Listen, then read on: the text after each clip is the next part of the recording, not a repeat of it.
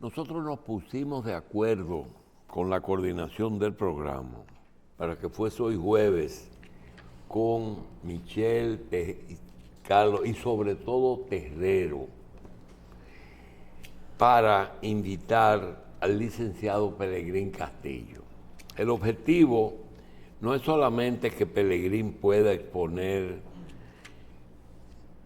sus ideas y sobre todo el impacto en el mundo bipolar y desafío de países en vía de desarrollo como nosotros, sino una introducción que tengo que es una concepción muy personal y una queja que tengo, una de Terrero y otra de Pelegrín. Dice el diccionario que colusión es un acuerdo entre dos o más personas o sectores para realizar una acción ilegal o engañosa. También dice que es un acuerdo de empresas o instituciones que generalmente compiten entre sí, pero que se ponen de acuerdo para aumentar, fijar, reducir, disminuir o aumentar producción para repartirse un mercado. ¿Y qué tiene que ver eso con Pelegrín y con Terrero? Pues Terrero, en una forma elemental,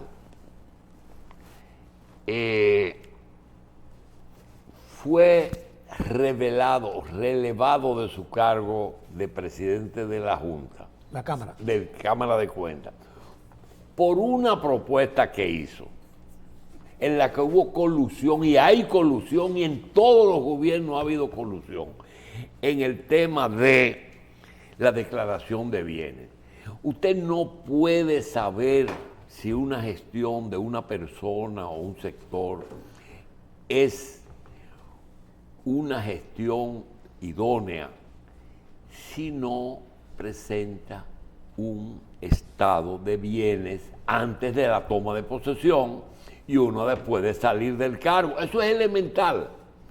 Y todavía el propio Terrero no sabe que esa fue la causa principal de su... Todo lo otro, inclusive ciertas relaciones que él ha cultivado con aquellas personas que en aquel momento se sintieron perjudicados por esa disposición.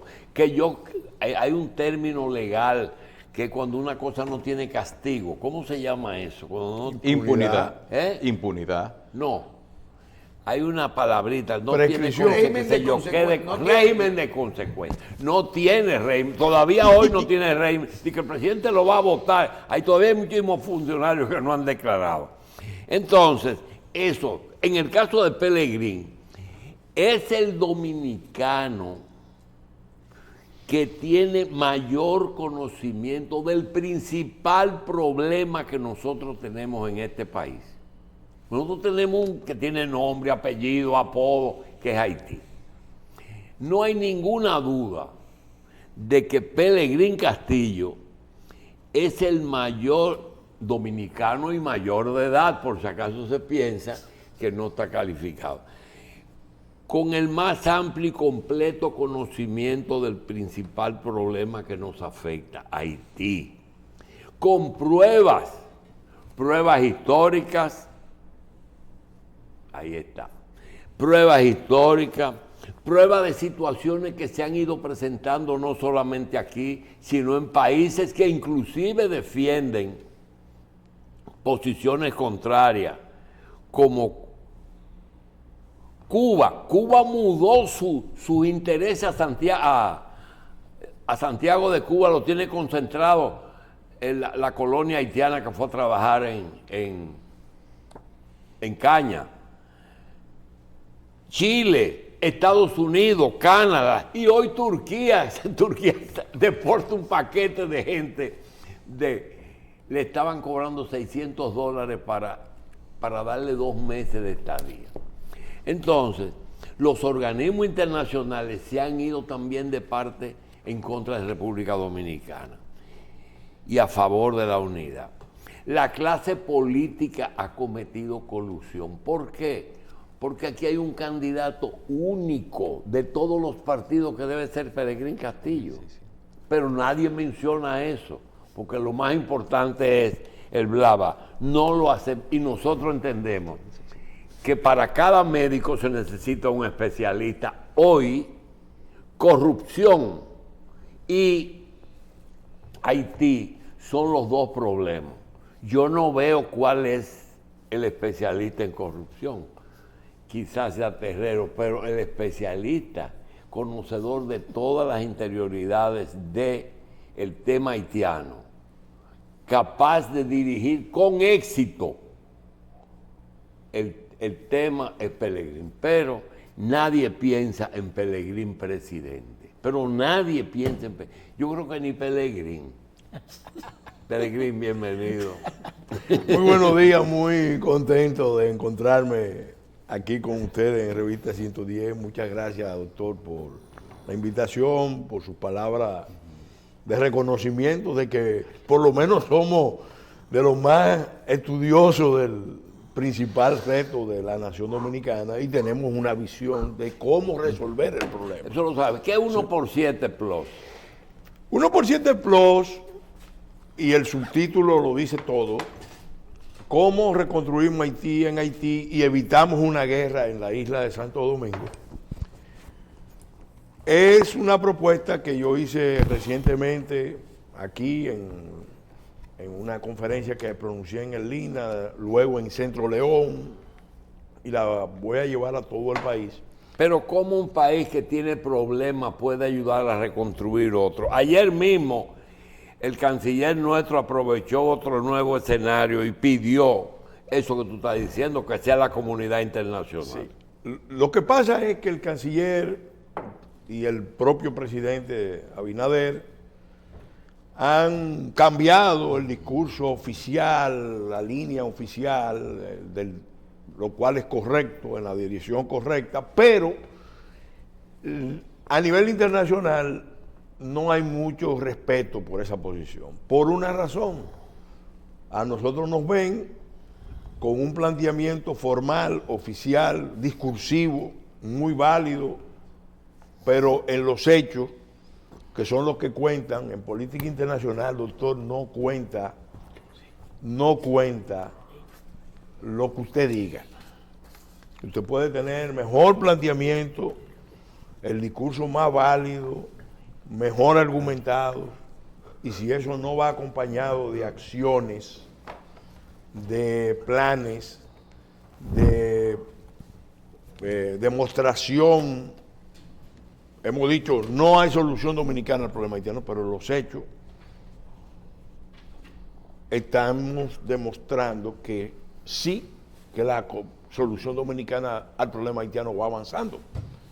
Entonces, esa incongruencia se revierte contra la República Dominicana y se revierte contra cualquier Estado que no tenga las fortalezas necesarias. ¿Por qué nosotros le estamos pidiendo al presidente? Se lo estamos pidiendo a la clase política en esa conferencia, que se necesita en un tema como este demostrar que somos una nación, que somos un Estado, que merecemos ser respetados, porque sencillamente internacionalmente las potencias, los organismos internacionales no le están dando credibilidad a las posiciones dominicanas. Por ejemplo, aquí se firmó un pacto que lo convocó el presidente, que se lo reclamó mucha gente, empezando por nosotros, por el mismo Instituto Huartiano, por las marchas aquellas que hicimos. Convocó el pacto. ¿Qué pasó con la clase política? Que nos acercamos a un proceso electoral y muchos entendían que esto se podía manejar en términos de sacar ventajas, lo cual es un error, y no quisieron todos los que tenían que estar ahí concurrir. Yo hablé con el presidente Fernández, incluso mi padre me dijo, dile al presidente Fernández que el que tiene que estar ahí junto al presidente Abinader es él. No quiso dar el paso. Y el argumento fue que el gobierno iba a sacar ventajas políticas, que no era creíble. Bueno, yo siempre he creído que individualmente nadie es creíble. Ahora, si nosotros actuamos como nación, como pueblo unificado, consciente, y esa es labor del liderazgo. Pero, perdóname, sí, Pelegrín, puedes seguir en esa línea, pero es que la concepción que yo tengo es que no puede ser que una comunidad internacional esté imbuida en una mala leche. Y yo te digo por qué. Mira, yo tengo dos ejemplos que nunca le he encontrado explicación, que es el control poblacional y Pedernales. Mira, yo te aseguro, y no digo que te apuesto, yo te aseguro que en Pedernales hay bauxita y tierra rara, sí, confirmado por la Alcoa, sí, y por el Ejército de los Estados Unidos de América. El Cuerpo de Ingenieros. Pero tú crees, pero espérate, y tú consideras que en la misma tierra, porque la línea es imaginaria, la frontera, ahí al lado hay las dos cosas. ¿Tú conoces alguna investigación de esas dos cosas, de bauxita y tierra rara, en la ciudad, en la provincia de ahí abajo de Haití? No. Y otra cosa, ¿tú sabes cuántos planes de CONAPOFA se han hecho aquí desde González Fabra y la Caram, sí, en los años 70? Preservativo, ligadura de trompas, pastilla anticonceptiva, condón, y después aborto, las causales. Y nunca en Haití han hecho un programa de control natal. ¿Cuál? Es de mala leche, de mala intención. Entonces, ¿por qué es un plan criminal? Pero, ¿por qué no se hacen 5 hospitales en la frontera? 5. Hasta José Israel Cuello, que pertenecía a una organización de izquierda porque los comunistas haitianos eran muy amigos de los de aquí, plantea la solución que tú tienes, una solución en Haití, que es en Haití que hay que, pero no lo hacen. ¿Qué es lo que pasa? Mire, y tenemos que meterlo en el presupuesto nosotros. Mire, lo que pasa es esto. Se trata de un diseño, de un plan que se concibió a partir de un reconocimiento. Haití es un estado fallido, pero lo peor, un estado descartado. Es una nación emblemática, no podemos desentendernos de ello, pero hay que buscarle una solución. La solución la estuvieron explorando, la estuvieron concretando, creyeron que eso era solución, comprometiendo a las élites dominicanas, al alto empresariado sobre todo, a la clase política, a sectores intelectuales, a sectores académicos, a sectores religiosos, a sectores sindicales, a sectores militares, bueno, la clase dirigente del país. Los hechos han demostrado que eso ni funciona para Haití y nos desestabiliza a nosotros. Son los hechos. El presidente Abinader fue y firmó un acuerdo con Moïse en enero del 2021 de 9 puntos, en realidad eran 10, porque el punto 10 era que Moïse quería contar con el apoyo dominicano para quedarse en el poder. No puede ser, y hacer su reforma. No, él quería hacer la reforma constitucional y validarse con un referéndum. Ese era el plan que él tenía y contaba con el gobierno dominicano para eso, con los sectores de poder que lo ayudaron a ganar. Porque todo ese plan lo ideó el Partido Demócrata y concretamente el presidente Bill Clinton, y después en el gobierno de Obama, Bill Clinton, Hillary Clinton y compañía lo estuvieron tratando de impulsar hasta que llegó un punto en que esos hechos demostraron que no funcionaba. Ese acuerdo lo firmó el presidente dominicano con el presidente haitiano. entre uno de los puntos, le voy a poner un ejemplo, incluía la interconexión de la matriz eléctrica de la isla para que se pudieran vender excedentes a ambos lados de la frontera. Una integración energética, óigame. Y los grupos de aquí, porque nosotros éramos los que íbamos a sacarle, a comer con la cuchara grande. A cobrar. Los grupos de aquí, felices, porque íbamos a vender energía en Haití. Claro. ¿Qué pasó? Bueno, los haitianos entendieron que el presidente Moïse había traicionado a Haití. Con ese acuerdo. Con ese acuerdo. Y su canciller se involucró en una conspiración junto con sectores de su propio partido. Se sospecha que el presidente Martelly jugó un papel para aislarlo primero y después ejecutarlo. A lo mejor no lo ejecutan si él no se pone a hacer rejuegos geopolíticos con los rusos, con los turcos. Porque cuando él se sintió sin el apoyo norteamericano y ya en confrontación con República Dominicana por el tema del canal, que fue más que un canal, una provocación, entonces él empezó a hacer piruetas geopolíticas, se reunió con el embajador ruso, fue a la cumbre de Antalya a buscar apoyo. Pero imagínense, ahí se tomó la decisión de eliminarlo. Y lo que se demostró con eso es que el esquema ese de que se puede forzar una integración insular entre un Estado fallido y un Estado débil y que no va a haber consecuencias, que eso era un absurdo. Y eso es lo que hemos estado viendo en los últimos años. El gobierno ha reaccionado, ha hecho los planteamientos correctos a nivel discursivo. Y ya yo le estoy reclamando al presidente porque, mire, por ejemplo, el pacto ese que se firmó el 27 de octubre en Palacio Nacional. ¿El pacto? El pacto de nación que se firmó el 27 de octubre establece, le voy a mencionar de los muchos puntos que establece, 2 que deberían ser fundamentales para darle respuesta de Estado a este tema. Primero, un plan intensivo de mecanización, tecnificación y automatización del sector agropecuario.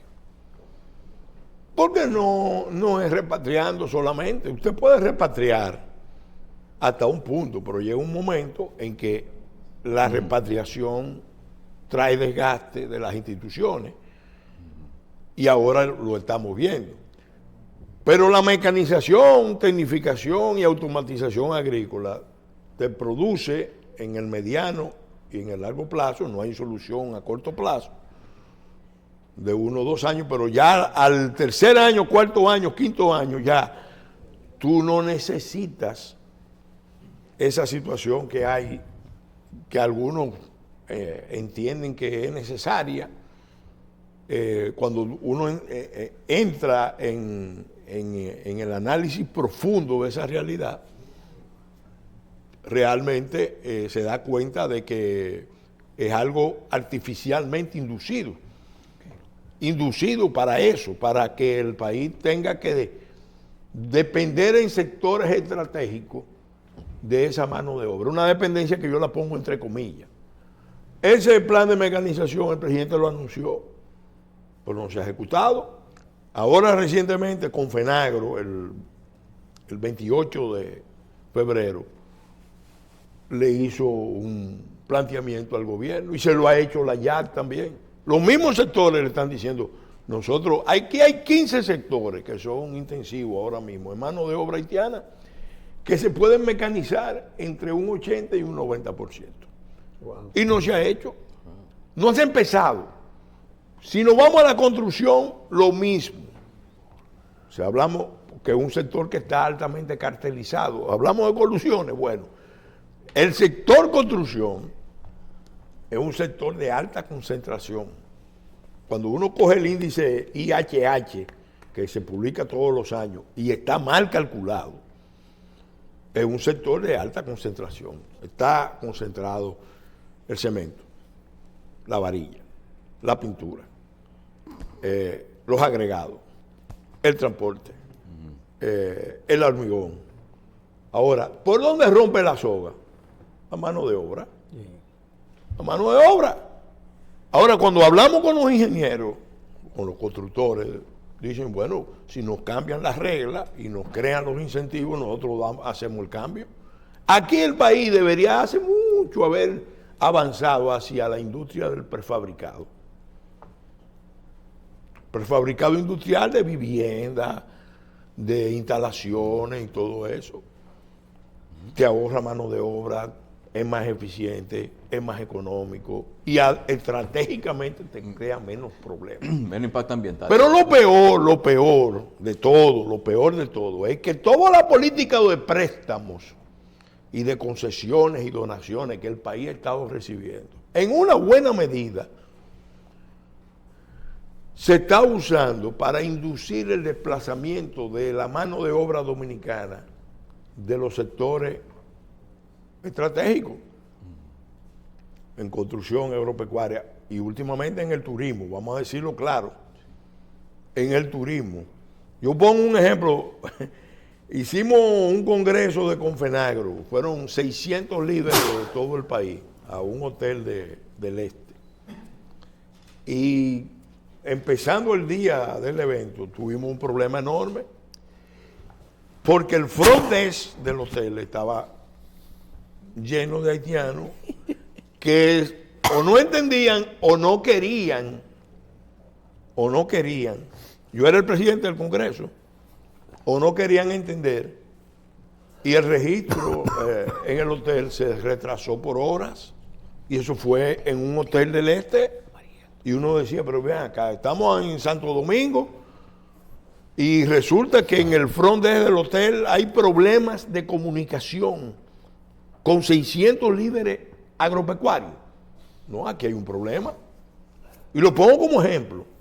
Pero aquí tenemos 5 millones de personas en bono luz, bono gas, solidaridad, supérate, etcétera, etcétera.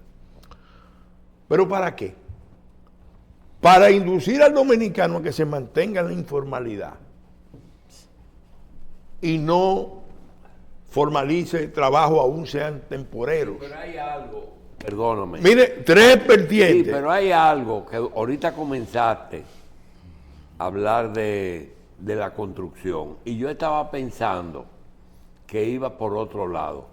Ese grupo de unos 5 dominicanos con empresas de contratistas que han realizado obras en Haití, te lo puedo decir con nombre y apellido. Sí. Esas personas, obras millonarias que han sido financiadas a veces parcialmente por gobiernos haitianos transitorios o por organismos internacionales. Sí. Son más o menos 5, te lo puedo decir y tú sabes quiénes son. Esas personas en ningún momento han ayudado en nada a eso, conociendo... Óigame, yo conozco esa historia. Tú sabes lo que estoy hablando, Sí, ¿verdad? Sí, yo conozco esa historia en profundidad. Cuando se produce el terremoto. Exacto. Cuando se produce el terremoto. Ahí estaban ellos plenamente trabajando. El gobierno dominicano se abandera del tema y yo creo que era lo correcto. Incluso se hace una conferencia aquí en Punta Cana, que yo en ese documento 1x7 Plus analizo por qué fracasó. ¿Qué pasa? El presidente Chávez, el régimen de Venezuela, no quería que el liderazgo de ese proceso estuviera exclusivamente en manos de los norteamericanos, de Clinton, sino que ellos querían participar. Y mi padre ha relatado varias veces que el presidente Chávez al presidente Fernández y un grupo de presidentes le dijo en una reunión en Centroamérica, en Haití no hay Estado ni nada que se le parezca. Y obviamente ahí vino la oferta venezolana de nosotros vamos a ayudar con Petrocaribe. Obviamente de aquí se metieron un grupo de empresas constructora, y que se meta al sector privado, bueno, es un riesgo del sector privado. Pero aquí, por ejemplo, el senador Félix Bautista se metió a ser el gran constructor en Haití. Correcto. Ahí salió premiado porque terminó incluido en la lista Magnitsky, Así mismo. Ay, Dios mío. acusado por los propios haitianos, por Gary Conil, ese que fue primer ministro haitiano hace un tiempo y renunció, lo sacaron, Lely Voltaire y compañía. Entonces, terminó marcado encabezando la lista Magnitsky de corrupción transnacional. Así es. El argumento era que se habían apropiado entre empresas dominicanas, empresas haitianas, funcionarios haitianos, de los fondos de la reconstrucción de Haití. Así es. Un día me encuentro con el senador a la entrada de un medio de comunicación y le pregunto, ¿y qué usted hace por aquí? Porque el medio quedaba en el edificio de la Fuerza Nacional Progresista, donde está nuestra oficina política. Y me dice, no, vine a desmentir unos ataques que nos están lanzando. Yo me gané todos los... ¿Qué él dice? Félix, que fue me encontré con él en un medio de comunicación. Exacto. Y le pregunto, porque era en el mismo edificio donde nosotros teníamos la oficina política. Senador, ¿y qué usted hace aquí?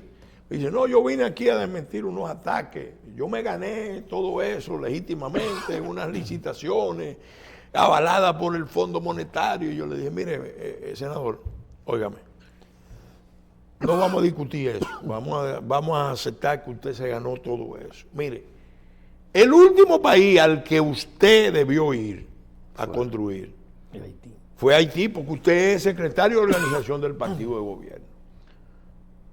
El senador más influyente de República Dominicana y mano derecha del presidente de la República. ¿Y es cierto que fue Oizoe que hizo la universidad? No. No. Fue el gobierno dominicano. Exacto. Fue el gobierno dominicano, no sé cuál de las instituciones. Creo que ahí Venezuela dio su manita. Mire. Dio su manita para la construcción de la universidad. Hay lo siguiente, Peregrino. Mira, si tú escuchas todas las participaciones tuyas, tú dices, caramba, pero va mucho. Sí, pero siempre tienes un tema diferente de tantos problemas que hay en Haití. Yo no tengo tanto. Después que tú dices que Haití es una nación ¿cómo es? No viable. Un estado que no viable. Es una nación emblemática, con un estado fallido. Pero sobre todo fallido. descartado. Mira, yo no entiendo, y parece que nosotros vamos a tener que hacer otra cosita, pero no con 7, sino con 14. Es que si los 7 países o grupos de países se involucran... pero mira una cosa. Primero, la universidad. Segundo, Pedernales con los 3 asuntos, porque son 3. Sí. Tercero, el oro binacional de Loma de Cabrera. Sí. Tercero, los contratistas dominicanos, los 5. Sí. ¿Verdad? El muro. Tu muro, que fue para complacerte que Luis te lo hizo, para que no jodas. No me complació porque ese no era el diseño. No te lo terminó. Ese no era el diseño. La zona franca una valla de una escuela. De Dajabón, la de Pecapellán. Sí. ¿Verdad? Pero hay una ley de zona franca de incentivo fronterizo, que ese es otro tema diferente a la de... El control natal, las bandas financiadas por tú sabes quién, y finalmente los métodos terroristas que usan esa banda. Otra cosa, 14 iglesias musulmanas que no han tenido ninguna dificultad. ¿Quién está propiciando eso? Unas misiones que construyen sus iglesias y no hay problema. Mire, doctor, todas esas cosas. Le voy a resumir 14 programas. Le voy a resumir lo que a mi juicio es el plan criminal de alta inteligencia, que yo tengo años denunciándolo, pero cada día las evidencias lo confirman. Aquí no estamos enfrentando un proceso con una dinámica propia de que los organismos internacionales, y ahí yo tengo mucha diferencia con gente del liderazgo del país, que dicen que el problema es que ni siquiera hay un plan, que todo esto es espontáneo. No, señor. Aquí hace tiempo se tomó una decisión estratégica de esa crisis, y estamos en la fase final, terminal, agudizarla, profundizarla, agravarla y luego extenderla, trasvasarla a República Dominicana. Y ahí están concurriendo organismos internacionales. No lo digo yo solamente, ya lo había denunciado el senador Marcos Rubio hace varios meses. Ahí están el Caucus afroamericano, muy poderoso, con sectores poderosos de los Estados Unidos, fundamentalmente demócratas, pero hay republicanos también. Hay republicanos. Ahí están los europeos, porque los europeos también tienen la visión de que ahí no hay nada que hacer y que al final lo único lógico para ellos, de menos costo, de menos riesgo, es administren ustedes ese problema y nosotros lo vamos a ayudar a que ustedes administren ese problema. Ese es un esquema que no se ha implantado solamente en la isla de Santo Domingo, sino en otras partes, pero lo que no se repara es que la isla de Santo Domingo no es el sitio donde ese tipo de esquema de estado pivote, estado tapón se puede manejar, porque la singularidad de la isla puede marcar otros resultados. Eso se puede manejar en otros escenarios. Jordania ha manejado parte de la crisis de Medio Oriente. El 70% de la población jordana es palestina. Y eso lo manejan desde hace muchos años. Pero en el fondo todos son árabes, musulmanes, y entienden que lo importante no es el Estado Nacional, sino la UNMA. Bueno, pero aquí no. Aquí se trata de dos naciones emblemáticas, porque si Haití es emblemático, nosotros también. Ahora, ¿el plan criminal cuál es? Y ya se le ve las orejas al lobo, porque antes era un poco más complicado para verlo, pero el plan criminal es hacer que eso que está pasando en Haití se escale, se complique y eventualmente se encadene, se trasvase hacia República Dominicana. Mire, por ejemplo... El tema de las bandas y eso. Sí. Mire, yo soy autor de la ley antiterrorista del país, por encargo de la Cámara de Diputados, porque me encomendaron a mí oficialmente... Trabaje eso. Que preparara un anteproyecto después de los atentados del 9/11. Y yo estudié eso durante 5 o 6 años hasta que logramos aprobarla, trabajando con las instituciones nacionales e internacionales. En esos 5 o 6 años, como quien dice, yo hice una especie de maestría en antiterrorismo y terrorismo. Y yo le voy a decir, todo lo que se ha empleado en Haití, todos los ataques de esos grupos armados, son ataques típicamente terroristas. Atacar una escuela, atacar un hospital, ¿estos días? Abrir las cárceles para soltar los presos, los secuestros. ¿Qué es lo que se quiere? Poner la población haitiana en fuga. Obviamente, no por la vía marítima, porque esa está bloqueada, La frontera. sino hacia República Dominicana. ¿Qué pasa? Lo han ido logrando. Lo han ido logrando porque así como allá hay factores de expulsión, aquí hay factores de atracción. Y esos factores de atracción tienen que ver con el hecho de que el Estado Dominicano está soportado por una economía de alta concentración, monopólica, oligopólica, de colusiones, extractiva de renta. La extracción de renta más que la producción de riqueza, es la marca de la economía dominicana. Pero mire, doctor, escúcheme que le voy a preguntar algo. Mire. Usted dijo ahorita, y lo escribí, la solución dominicana va avanzando sobre el tema de Haití. Yo quiero saber, ¿avanzando en qué? ¿En qué medida va avanzando? Yo lo que estoy diciendo es que el discurso oficial es desmentido por los hechos. Los hospitales, por ejemplo, servicio público esencial. Estamos bregando con una tendencia histórica a que los problemas sanitarios de Haití, los problemas de salud de Haití, se resuelvan aquí. Y ya lo medimos, ya las autoridades saben, lo sabe el presidente, lo sabe el gobierno, que hay una proporción ya inmanejable. Están arriesgando, la red pública de salud se está cerrando a los dominicanos. Lo mismo está pasando a nivel de las escuelas. Porque es un tema de proceso, va caminando. En las tandas nocturnas ya eso es, en muchas escuelas ya eso es una realidad. Entonces, ahí que está avanzando. Está avanzando. Entonces, ¿qué pasa? Digo, yo he hablado con maestros que me han ido a ver para decirme, mire, préstenle atención porque en la tanda nocturna tenemos ese problema. Imagínense. Entonces, ¿qué pasa? En los espacios laborales, el Estado no termina de tomar una decisión de proteger el derecho que tienen los dominicanos a trabajar en su propio país. Entonces, ¿a dónde conduce todo eso?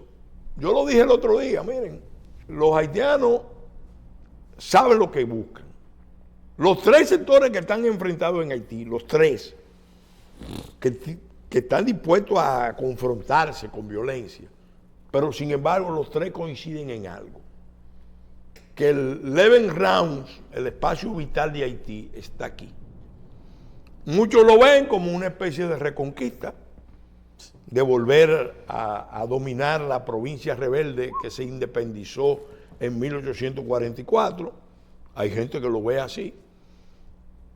Mientras que aquí hay una serie de tontos creyendo, no, que nosotros vamos a ser hegemónicos y nosotros vamos a poder influir, vamos a dominicanizar a los haitianos. Doctor, un minuto. Gente del liderazgo en el partido de gobierno, en la oposición.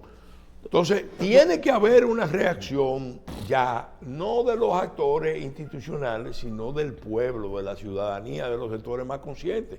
Por eso nosotros estamos llamando a la constitución de junta patriótica en todo el país, a la generación de un movimiento orgánico. Pero le quiero preguntar, doctor, mire, yo veo que la comisión, brevemente, la comisión que maneja el Estado ya, sí, ya van tres que son presidentes, que han salido de la comisión, sí, y que era por cada 2 meses o 3 meses. Sí, se decidió para ponerse de acuerdo, buscar un modelo de ejecutivo colegiado inspirado en el sistema suizo, como si los haitianos fueran los suizos para ir acostumbrando a los haitianos a la idea de que, bueno, lo importante es que haya un presidente. Oye, pues eso no funciona así, ¿no? Que el periodo sea corto, pero para que todo el mundo participe. Para que todo el mundo tenga la participación. Sí, porque ha habido propuestas en esa dirección. Increíble. Entonces, pero eso no está resolviendo nada, al contrario, se está agravando.